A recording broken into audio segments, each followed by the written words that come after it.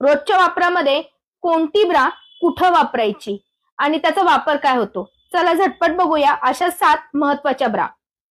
सर्वात पहिली bra ma'am, आपण इथे म्हणणार आहोत की एव्हरी डे कम्फर्ट, जे ऑल डे कम्फर्ट म्हणतो ती टी शर्ट ब्रा किंवा ड्रेससाठी तुम्हाला युज होणारी full day all day comfort bra ही राहणार आहे.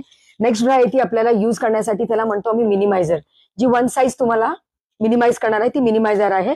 छोटे आणि मोठे दोन्ही कप साईज साठी तुम्हाला राहणार आहे नॉन स्ट्रेचेबल फॅब्रिक मध्ये. हो, एक मोठा प्रश्न येतो मॅम की इलास्टिक आहे रुतणार आहे, तर हा 0 इलास्टिक विथ मोडाल फॅब्रिक आणि नो शो, जिथे तुम्हाला हे ब्राचे लाईन्स दिसणार नाही, ती सीमलेस ब्रा तुमच्यासाठी अवेलेबल राहणार आहे. नेक्स्ट आपली ब्रा जाती ती फोर्ट, थोडंसं फॅशन आणि कम्फर्ट कडे जाऊ आपण. ही ब्रा राहणार आहे वायर्ड, त्याला म्हणतो आम्ही मिरॅकल वायर्ड, थोडासा पुशअप आणि एनहान्स करेल. ही ब्रा आपल्याला हवीच हवी आहे. नेक्स्ट आपल्याकडे येते मॅम ब्रा ज्याला आम्ही म्हणतो स्ट्रॅपलेस.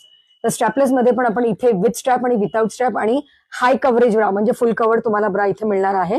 नेक्स्ट एक जातो आपण त्याला स्ट्रॅपलेस म्हणतो, हो, पण स्ट्रॅपलेस सोबत आपल्याला बॅकलेस पण हवी आहे.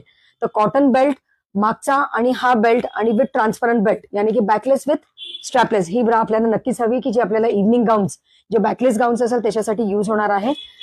लास्ट पण एकदमच शेवट नाही, त्याला आम्ही लॉन्ज ब्रा किंवा स्लीपिंग ब्रा म्हणतो, की हे कम्फर्ट ऑल डे कम्फर्ट साठी पण राहणार आहे. बघू शकता तुम्ही, हाई सीमलेस राहणार आहे.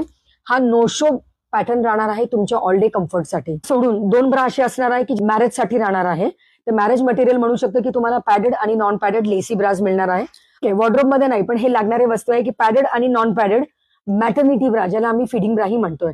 तर मस्ट आहे की हे 7 ब्राज आणि 2 डिफरंट ब्राज तुमच्या वॉर्डरोब मध्ये हवेच हवे. तर नक्कीच व्हिजिट करा व्हॅलेंटाईनला आपल्या कलेक्शनसाठी.